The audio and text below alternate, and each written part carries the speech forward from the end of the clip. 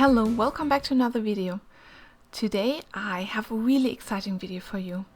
I will be using ARCHES watercolor paper for the first time. For those of you who are not familiar with the topic, ARCHES is a very popular brand of watercolor paper and is made with 100% cotton. It is one of the oldest brands to produce cotton paper, and according to many watercolor artists, this is the only paper you will ever need. Well, let's see how it performs. Let's start with opening it up. I could not try it earlier because ARCHES was simply not available in my location, and when it became available, it would have costed me an arm and a leg.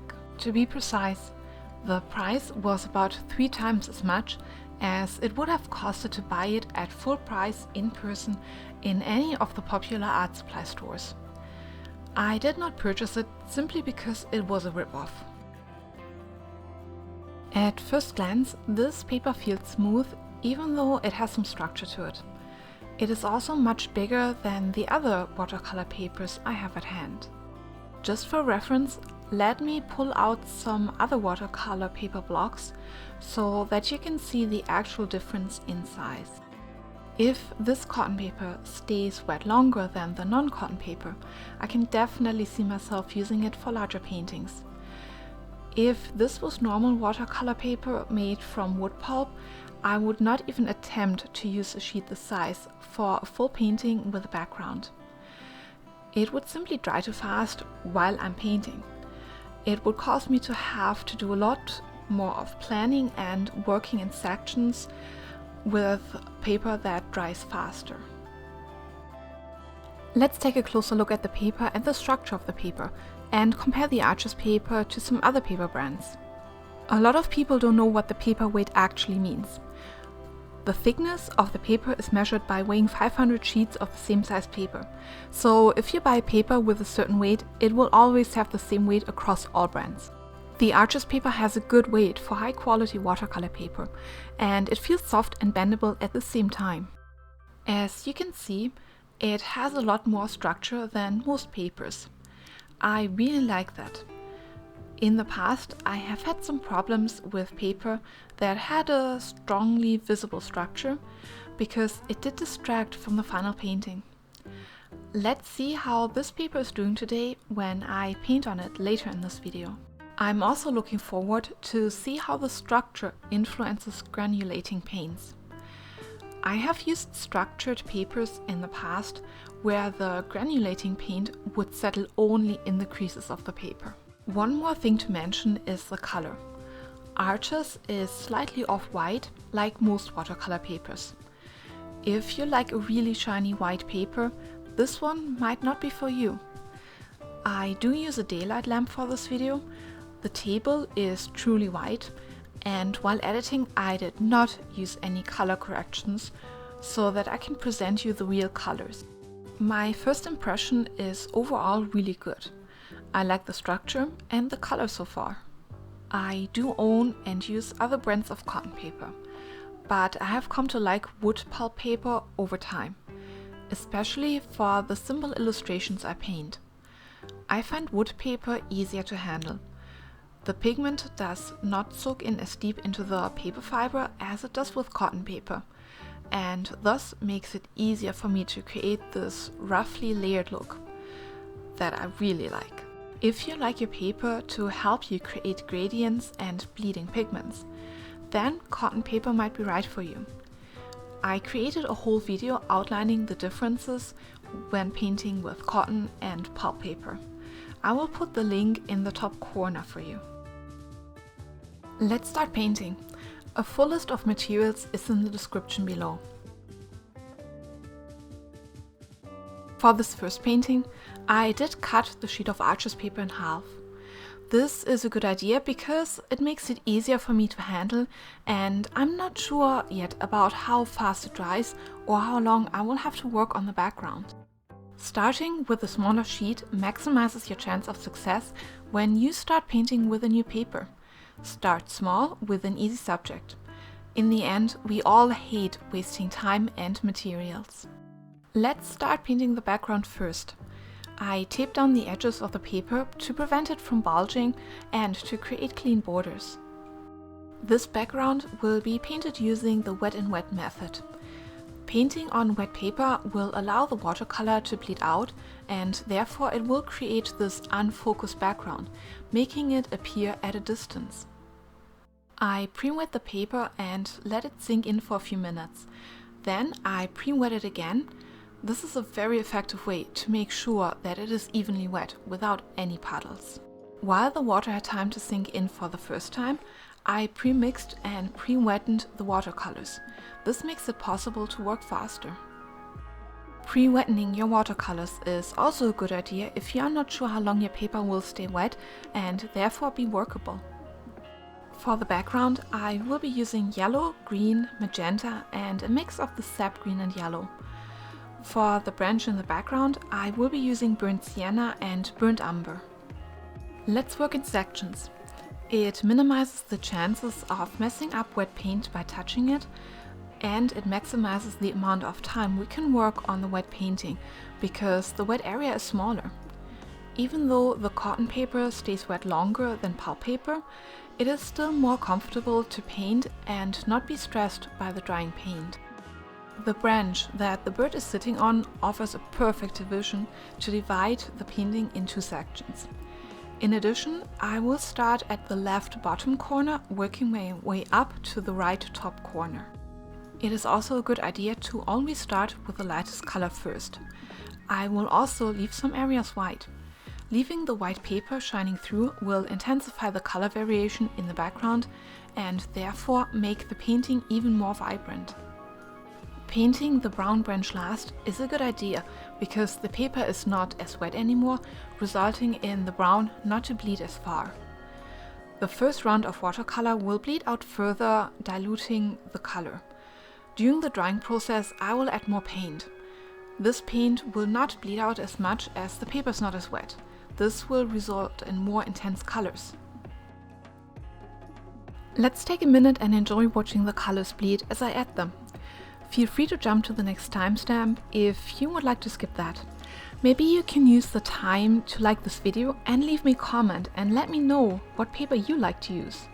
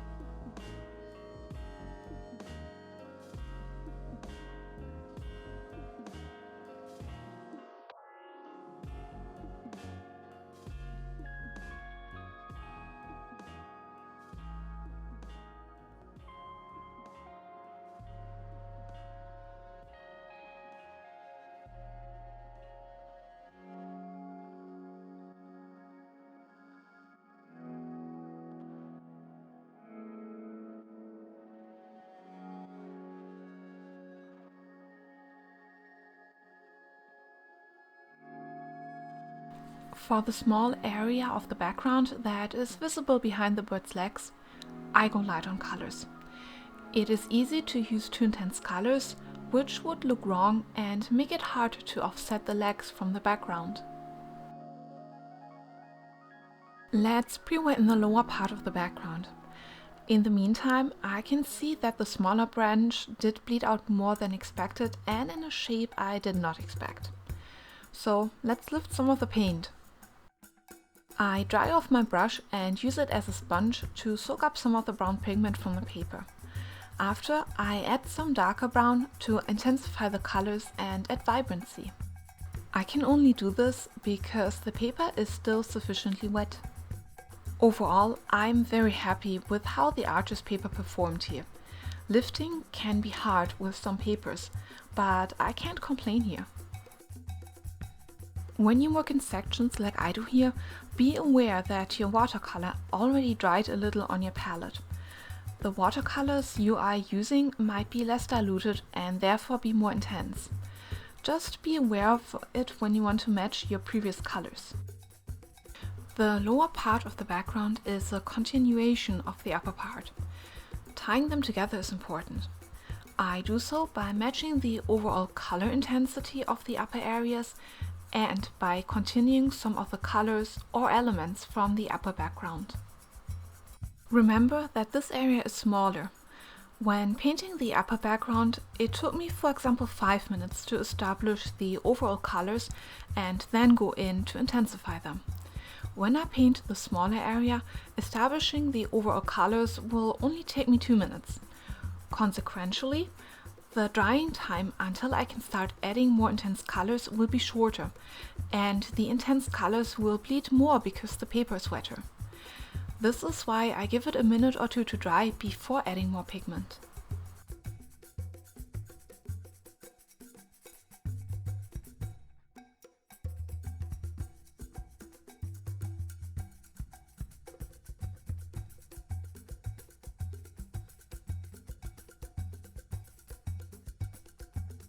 Let's test how well I can blend watercolor when I accidentally added some to an area where the paint is already a bit too dry. I add watercolor and then I'm using clean water in my brush to re-wet the area around it, allowing it to bleed.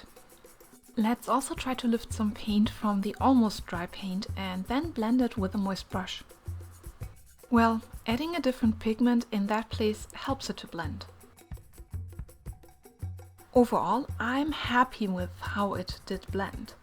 I did not accidentally lift any of the previous paint by adding a layer of water. I take a break to let the background dry before continuing with the bird. This minimizes my chances for the bird to bleed into the background and I won't have to worry about touching wet paint. While I got some tea, the unexpected happened. The paper did bulge a lot and some of the tape came off. Since I need the tape to create a clean edge for the branch, I need to leave it on or reattach it. The paper also needs to be flattened to continue to paint. Otherwise, it is harder to paint evenly on a wavy surface, and gravity will move the paint for me.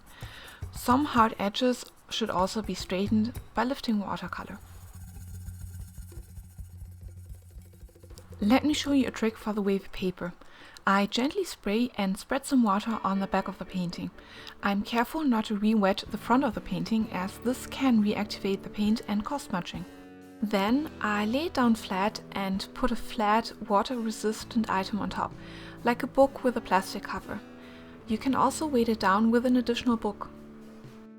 The water will relax the paper fibers and they will straighten out again within a few minutes. This is also a great way to flatten a finished painting without ironing it. While there are ways to help prevent bulging of the paper, none of them are really easy or without extra planning. Using ARCHES paper for the first time, I'm still pretty happy because spraying the back worked so much better and easier with this paper than it did with any of the other papers before. After about 10 minutes under a book, the paper is flat and the tape can be reattached properly. We are ready to start with the subjects in the foreground. Keep in mind that the key is to over-dramatize the colors. Areas that are extremely light and highlights, for example the part of the branch that is hit with direct sunlight, will be left white or almost white. The branch will be painted in 2 layers. I start by establishing the overall colors and details will be added later, once it's dry. The first layer is painted with essentially 3 different browns. I use them in order from lightest to darkest. The trickiest part is the shaded area directly under the bird. I add the tiniest amount of black to help with the shadow and make it overall darker. Let me clarify how I color in a realistic round branch. First, I add the lightest brown to the top and bottom area. The top area is smaller and I intentionally leave the highlight or lift pigment for the highlight. Pre-wetting the branch helps with soft edges. Next, I add the second darkest brown to the top and bottom, not covering as wide of an area.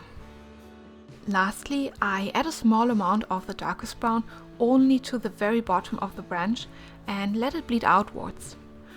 Once this is dry, we will add the details. For the shaded section directly under the bird and for any knots, I make exceptions and add some of the darker brown watercolor as I see it on the reference photo. Using the ARCHES paper for the first time, I'm really impressed with how well colors blend and how evenly wet the branches remain. This makes it very predictable where colors will bleed and therefore gives me great control over where I place the watercolor. Other papers often don't stay as evenly wet, even for 3 minutes, so I have to rush to get the watercolor on the paper. With the ARCHES paper, I can work on a larger section at a time. This saves me time as I don't have to blend the end of the sections for soft edges and I don't have to wash out my brush as much to switch colors. On the other hand, the colors blend and bleed a little too much or too far out, while watercolor on other papers would be done bleeding after 2 minutes as the paper dries faster. The watercolor on the ARCHES paper bleeds for at least double that time because the paper stays wet longer. This is something I'm not used to, and that should be considered when painting.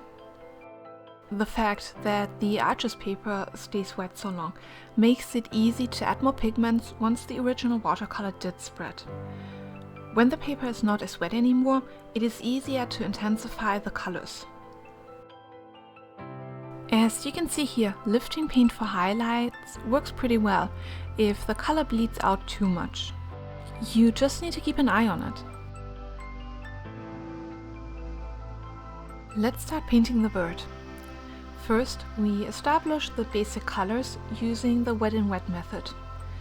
They will be defined and details will be added later. The white belly of the bird seems to be a good starting point. I pre-wet the paper and drop in some yellow as well as yellow ochre for color variations. This is a really light wash and I can intensify the colors later. One of the secrets to painting white subjects is to paint the shadows. Using the wet in wet method as well, let's use a light blue to add some color to the head and wing. I left a small gap to the waterline of the belly to avoid bleeding.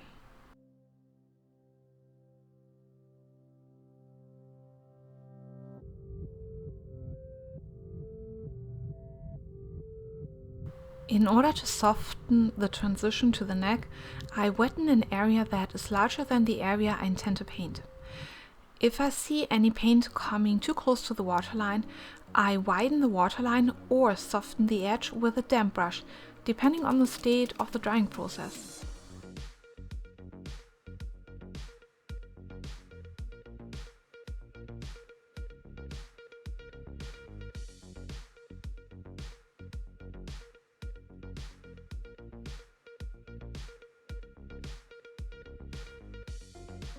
I also add a light wash of burnt umber to the feet as a base color.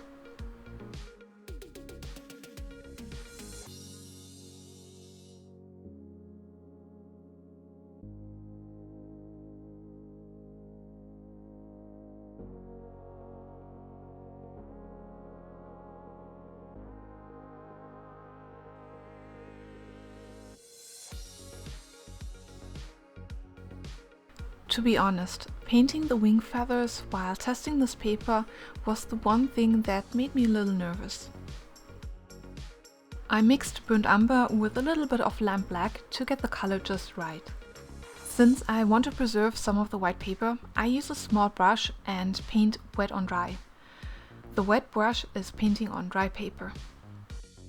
I will soften any unwanted hard edges later in the drying process. The inner areas of the feathers are dark, while the outer edges are white. Often it is better just to suggest a few feathers instead of spending an eternity painting all of them, but I feel that this will be really worth it. The other feathers on the bird I will only suggest. While it is important that the wing feathers provide enough contrast or are dark enough, imperfections only make them look more realistic. Feathers do not have this perfect blended color gradient.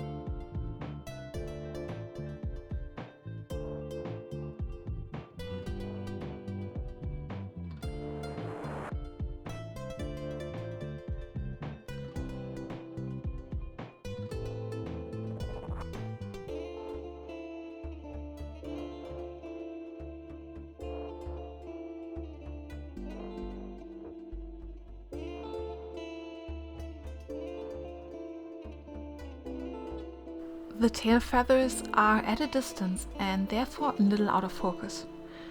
Wettening a larger area and painting them in will cause them to bleed too wide out. So instead I paint them in and then use a damp brush to soften the edges.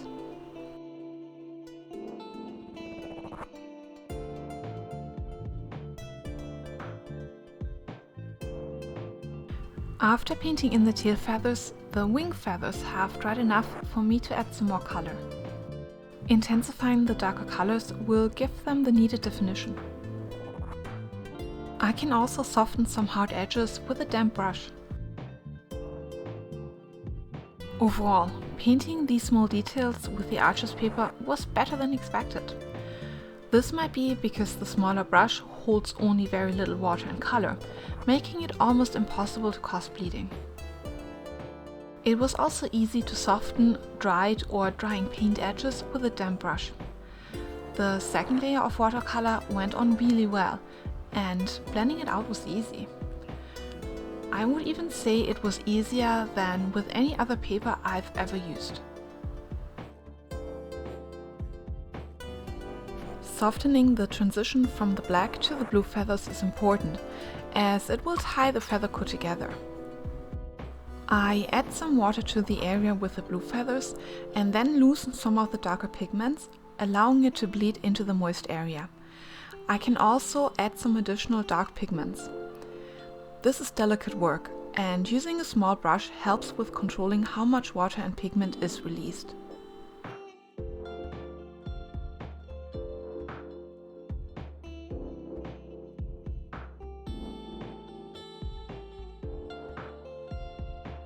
For the legs, I'm adding watercolor to both sides and wetten the area in between after, in order to let the pigment bleed towards the center. It creates a really nicely defined color gradient, which I can then pull onto the rest of the feet.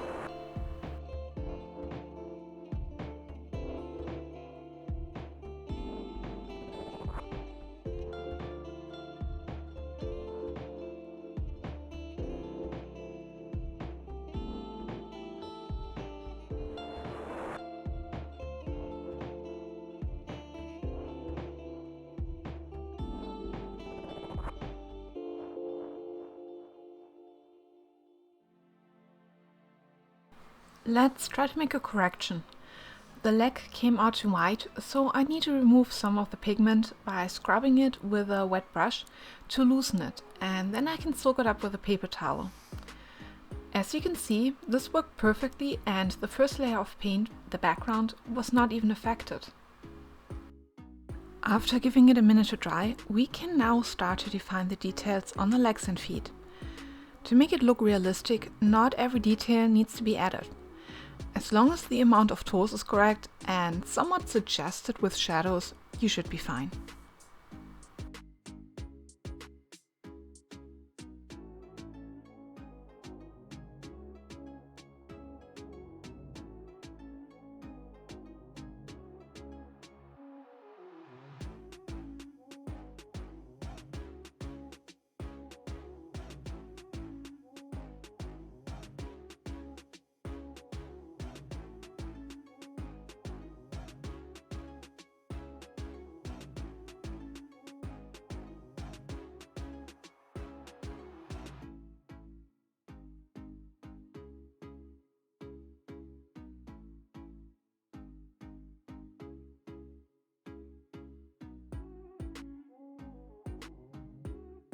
To balance out the dark tail feathers, the blue needs to be intensified. I chose to add some streaks to suggest feathers. I'm adding patches of water to the paper, then watercolor. This demonstrates how the ARCHES paper handles hard edges or potentially hard edges. Those hard edges were just too harsh, so I blended them out a little. As I did not scrub with a brush, some remained visible. Next, I add blue watercolor to the area above the eye and drag it out, suggesting feathers. I plan on adding more in another layer, but so far I'm happy. We will see later how much the ARCHES paper blends those feathers for me when it dries.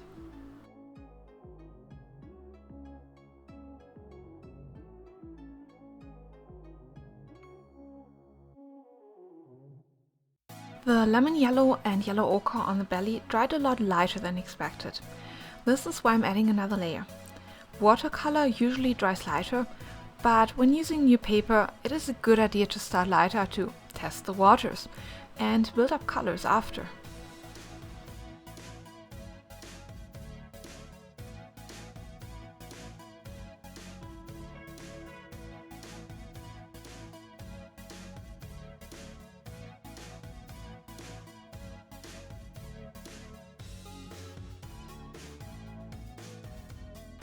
Now that the legs are dry, I can add some final details.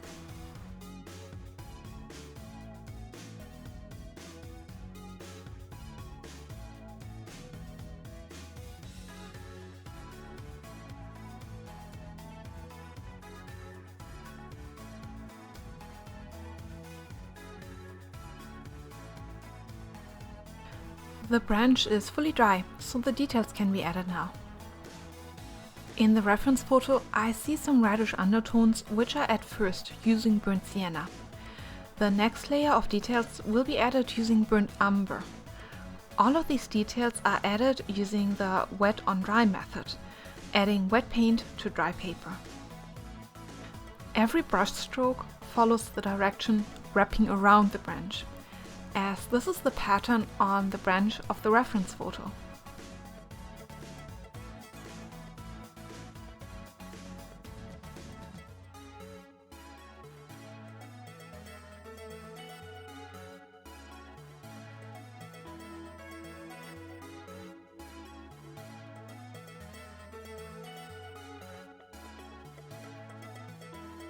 For the eye and beak, I mixed some blue pigment with lamp black to give it a blue undertone. This will make the painting look more cohesive. Also, the beak has some areas with bluish reflections. The highlights should be left white to really stand out. While painting the beak, I keep adding pigment to intensify the color and make use of the amazing bleeding capabilities of the paper.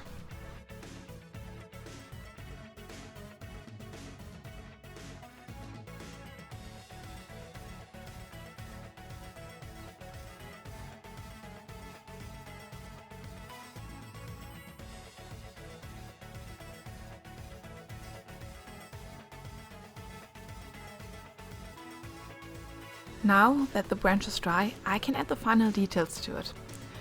I'm working wet on dry, using wet paint on dry paper. The brush that I found works best for this step is on the smaller side. It does not hold as much watercolor. The amount of pigment in the watercolor varies to create these uneven streaks. There are two methods in specific that are great for the details. First, I drop some paint on the paper and then move it with the almost dry brush, creating broken up streaks. Second, I have very little watercolor in the brush and use that to create broken up streaks.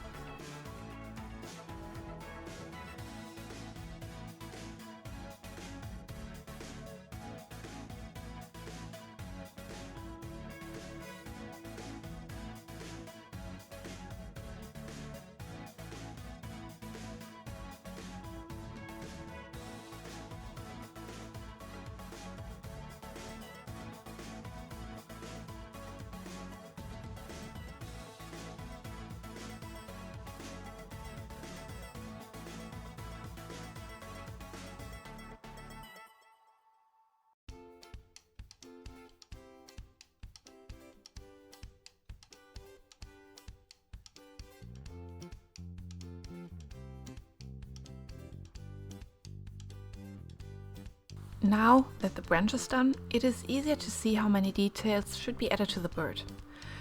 I intensify some shadows and add more colors to some areas, like the beak.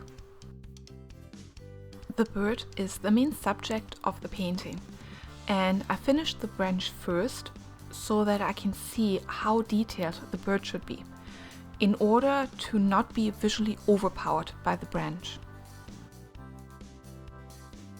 I'm using a small brush with very little paint in it to create small lines on the bird, suggesting feathers.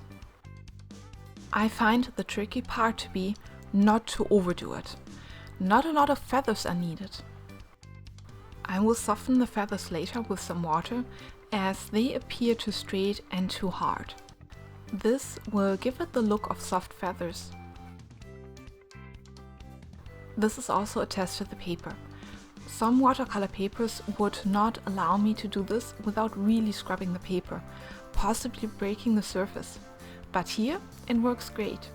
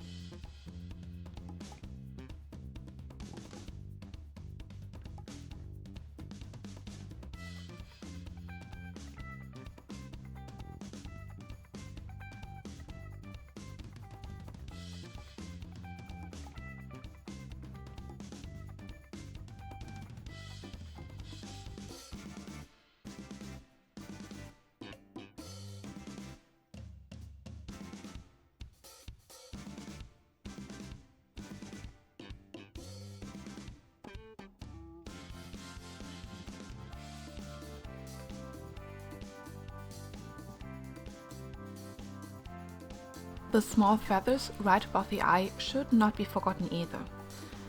These are added in 2 layers. First with a light blue, then with a more vibrant blue. Let's use the drying time to add some more streaks to suggest feathers.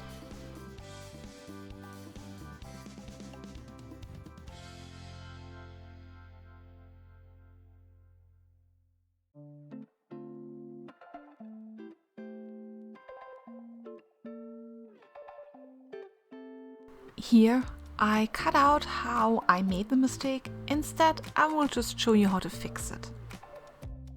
In order to fix it, it needs to be completely dry first, so I will just continue painting something else.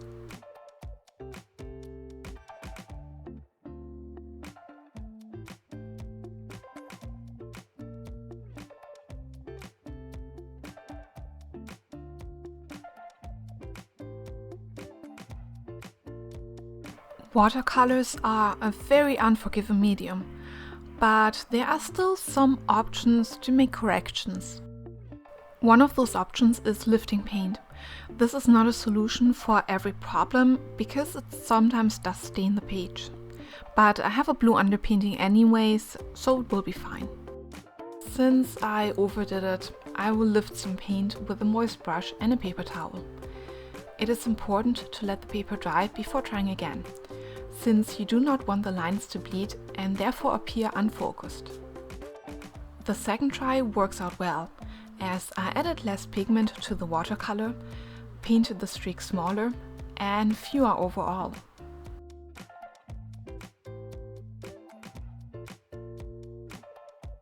As the colors are added to the bird and it becomes more vibrant, it is easy to see where more watercolor should be added to intensify the colors. Right here under the wing and at the belly, for example.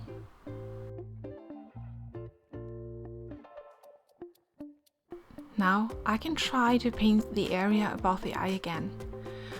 The color I'm using is more diluted and I'm using less pigment, and the streaks are smaller and fewer overall. And whenever it starts to feel like there's a bunch of streaks on the page and I want to soften them, I just add a little bit of water and soften them this way. In the end, I want to paint soft feathers and not a bunch of streaks.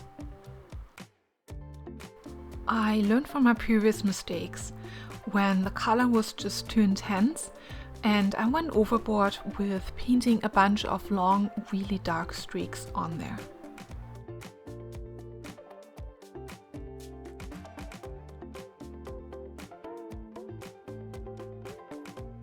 Now to the main question: is ARCHES paper worth it? I would say yes, but only if it is available to you at a normal price. If you're in a similar situation like me, where the paper is simply not available at a normal store price, don't get ripped off. There are other great papers available. ARCHES sets a standard for paper quality and properties. Other watercolor papers can definitely keep up, especially if you are painting as a hobby. Great paper makes painting easier, but you can find papers that are right for you and that you can work with without compromising. On a personal note, my main thing to love about this paper is how you can see the structure of the paper in the final artwork. I'm obsessed with this look now. I hope you found this video useful, and I hope it helps you to decide on what brand of watercolor paper to use. Please let me know down in the comments what paper brand are you using, and I'm really eager to hear from you. If you like this video, please like, subscribe to my channel, and I will see you soon with the next video.